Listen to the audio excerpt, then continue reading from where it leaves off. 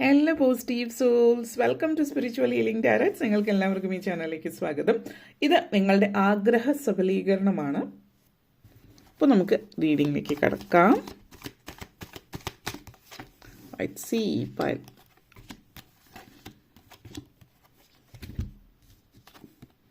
High Priestess energy, Death card, positive energies, Four of Swords, Ten of Wands, Hierophant energy, Magician, strong spiritual message ആണ് നിങ്ങൾക്കായിട്ടുള്ള റീഡിങ്ങിൽ വന്നിരിക്കുന്നത്. First of all, high priestess energy connection, high priestess and hierophant energy connections ഉണ്ട്.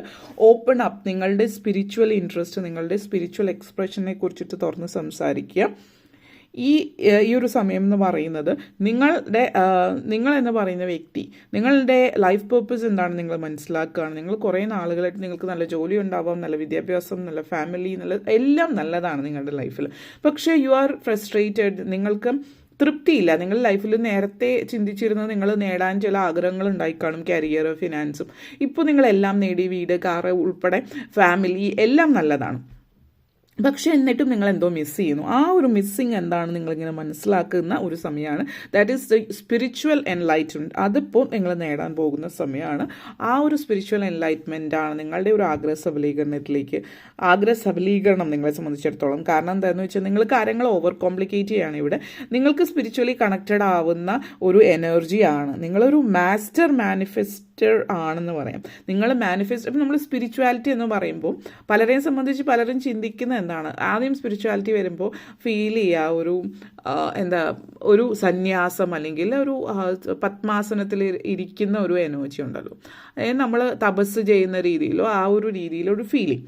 അതിനപ്പുറത്തേക്കുള്ള spirituality ആർക്കും spirituality എന്ന് പറയുന്നത് ജീവിത രീതിയാണ്, ഒരു ജീവിതചര്യയാണ്.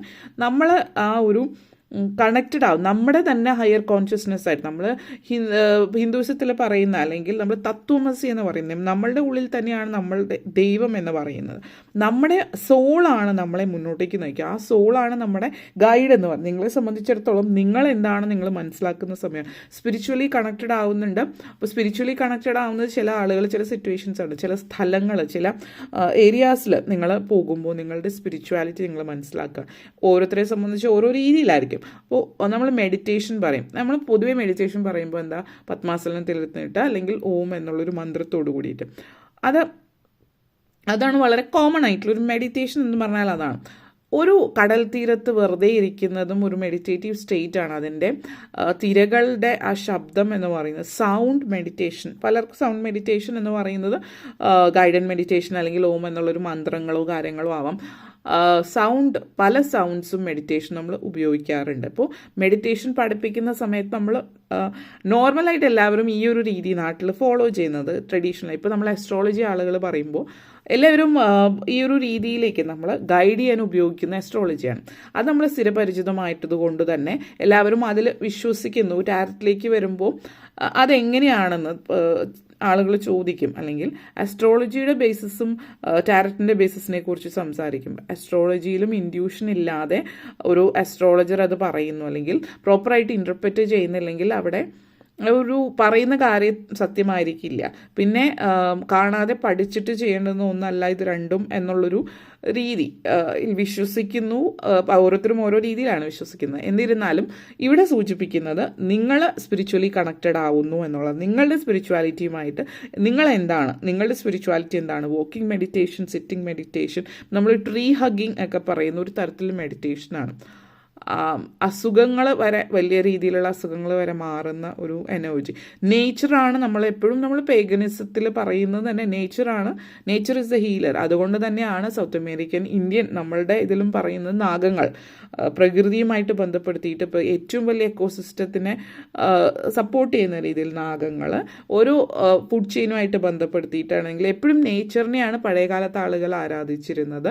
അതുകൊണ്ട് തന്നെ നമ്മൾ സൂര്യചന്ദ്രന്മാരെയും പ്രകൃതിയെയും ആരാധിക്കുന്നത്. പേഗനിസത്തിലും സൗത്ത് അമേരിക്കൻ അല്ലെങ്കിൽ ഏത് രീതിയിലാണെങ്കിലും ഞാൻ കൂടുതലായിട്ട് അതിലേക്ക് പോകുന്നില്ല, വഴിമാറി പോകുന്നില്ല. എന്തായാലും നിങ്ങൾ സ്പിരിച്വലി കണക്റ്റഡ് ആവുന്ന എനർജിയാണ്.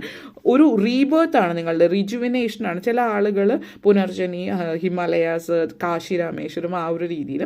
ഇനി ഓരോ എനർജീസിലേക്ക് കണക്റ്റഡ് ആവാൻ ചില ആളുകൾ മറ്റ് രാജ്യങ്ങളിലേക്ക് പോകുന്നതും ആവാം എന്നുള്ളത് സൂചിപ്പിക്കുന്നുണ്ട്. നിങ്ങളിപ്പോൾ ജീവിക്കുന്നത് ഇപ്പോൾ ക്രിസ്ത്യാനിറ്റി ആയിട്ട് ബന്ധപ്പെടുത്തിയിട്ട് പറയുകയാണെങ്കിൽ, ഈവൺ അതിന് മുമ്പത്തേക്ക് ബന്ധപ്പെടുത്തിയിട്ട് പറയുകയാണെങ്കിൽ പേഗൻ കൾച്ചേഴ്സ് അല്ലെങ്കിൽ ജൂയിഷ് റിലേറ്റഡ് ആയിട്ടുള്ള കൾച്ചേഴ്സോ അതുപോലുള്ള പലതരത്തിലുള്ള നിങ്ങളുടെ റിലീജിയനുമായിട്ട് ബന്ധപ്പെടുത്തി നിങ്ങൾ കൂടുതൽ കാര്യങ്ങൾ അറിയാൻ ശ്രമിക്കുന്നുണ്ട്, റിസർച്ച് ചെയ്യുന്നുണ്ട്, വളരെ ഫാസിനേറ്റിംഗ് ആയിട്ട് കാര്യങ്ങൾ മനസ്സിലാക്കുന്ന ഒരു സിറ്റുവേഷൻ ചില ആളുകൾ സൂചിപ്പിക്കുന്നുണ്ട്. ഇത് ഹിസ്റ്ററിയായിട്ട് ബന്ധപ്പെടുത്തിയിട്ടാവാം, യാത്രകളുമായിട്ട് ബന്ധപ്പെടുത്തിയിട്ടാവാം എന്നുള്ളൊരു സിറ്റുവേഷൻ. നിങ്ങളുടെ ലൈഫിൽ നിങ്ങൾ എന്തിനെയാണ് കണക്ട് ചെയ്യാൻ ആഗ്രഹിക്കുന്നത്, നിങ്ങളുടെ സ്പിരിറ്റ് ഏതാണ്, സ്പിരിറ്റ് അനിമൽ എന്ന് പറഞ്ഞാൽ നിങ്ങൾ ചിലപ്പോൾ സ്വപ്നത്തിലൊരു പക്ഷിയോ ഒരു മൃഗത്തെയോ സ്ഥിരമായിട്ട് കാണുന്നുണ്ടാവും, അല്ലെങ്കിൽ നിങ്ങൾ പുറത്തേക്ക് ഇറങ്ങുമ്പോൾ അധികം കോമൺ ആയിട്ട് കാണാത്തൊരു പക്ഷിയോ മൃഗത്തെയോ സ്ഥിരമായിട്ട് കാണുന്നുണ്ട്.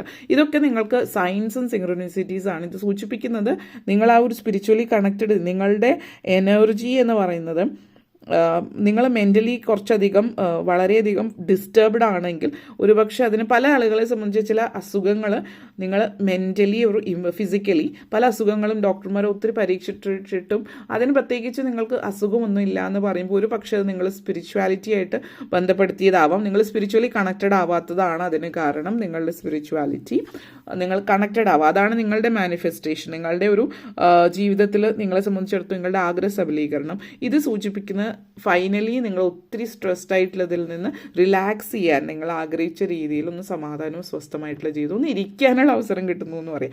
വിനോദയാത്രകൾ, അതായത് യാത്രകൾ ഇഷ്ടപ്പെടുന്നവർക്ക് യാത്രകൾ, വിനോദയാത്ര എന്ന് പറഞ്ഞാൽ ഒത്തിരി സ്ഥലങ്ങൾ കാണുന്ന ഒരു രീതിയിൽ ഒരു പീസ്ഫുൾ ആയിട്ടുള്ള, ഇപ്പോൾ നമ്മൾ ഒരു സ്വിസ് അല്ലെങ്കിൽ സ്വിറ്റ്സർലാൻഡ്, നോർവേ,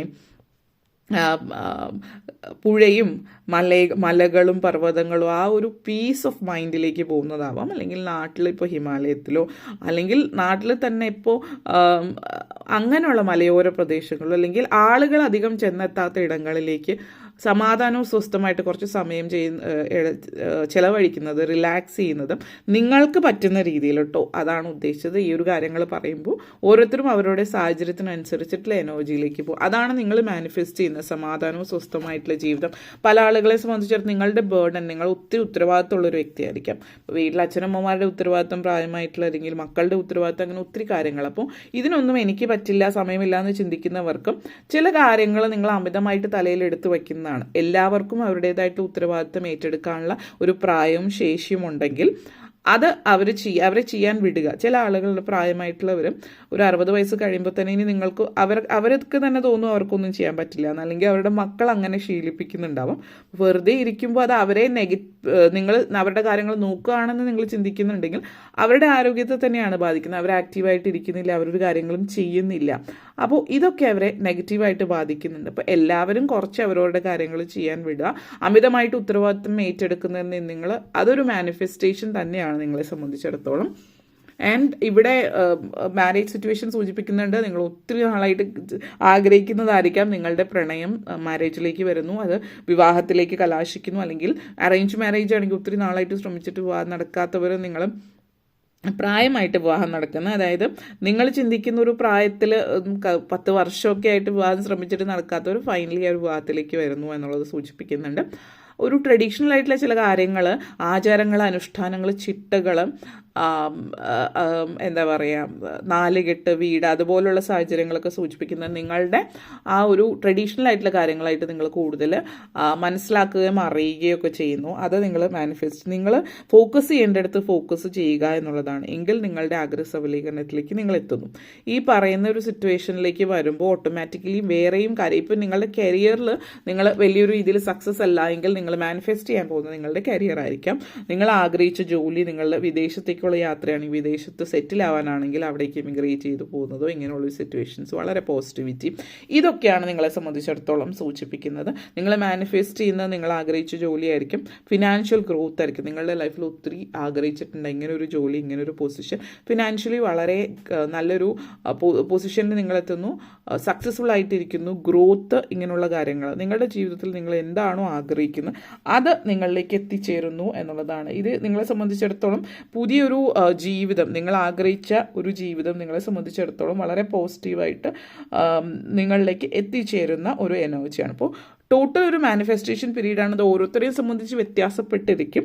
നിങ്ങൾ മാനിഫെസ്റ്റ് ചെയ്യുന്നത് കരിയർ, ഫിനാൻസ് ആണ്, സ്പിരിച്വാലിറ്റി ആണ്, ഹെൽത്ത് ആണ്, അല്ലെങ്കിൽ ഒരു റിലാക്സേഷനാണ്, മനസ്സമാധാനം എന്നുള്ളൊരു രീതി, അങ്ങനെ പലതുമാവാം. ഓക്കെ, അപ്പോൾ ഇത്രയും കാര്യങ്ങളാണ് പറയാനുണ്ടായിരുന്നത്. നിങ്ങൾക്ക് ഈ വീഡിയോ ഇഷ്ടപ്പെട്ടുവെങ്കിൽ ലൈക്ക് ചെയ്യാനും ഷെയർ ചെയ്യാനും കമൻറ്റ് ചെയ്യാനും സബ്സ്ക്രൈബ് ചെയ്യാനും മറക്കരുത്. അതുപോലെ താഴെ ബെല്ലൈക്കൺ കൂടി ക്ലിക്ക് ചെയ്യുക, എങ്കിൽ മാത്രമേ മുന്നോട്ടേക്കുള്ള വീഡിയോസ് നിങ്ങൾക്ക് ലഭിക്കുകയുള്ളൂ. അപ്പോൾ ഈ വീഡിയോ കണ്ടിരുന്ന എല്ലാവർക്കും ബിഗ് താങ്ക് യു.